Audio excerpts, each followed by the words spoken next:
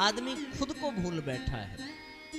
वो अपने विषय में जो जानता है वह धारणा उसकी अपनी नहीं है। वो किसी और की मान्यता को वो अपनी मान्यता मान बैठा है।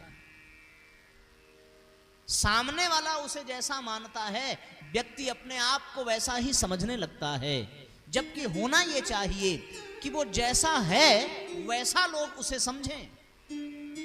हम अपनी परिभाषा अपने अनुसार नहीं निश्चित करते। मनुष्य अपनी परिभाषा अपने सामने वाले के आधार पर निश्चित करता है। जब मनुष्य विद्यार्थी के सामने जाता है तो वो स्वयं को अध्यापक मान बैठता है। जब वो पत्नी के पास जाता है तो वो स्वयं को पति मान बैठता है। जब वो पुत्र के पास जाता है तो वो स्वयं को पिता मान बैठता है।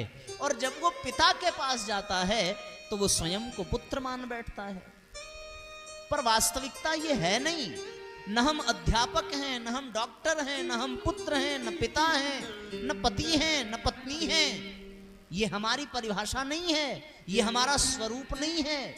ये जो पद हैं, ये जो नाम है, ये इस शरीर का है, हमारा नहीं है।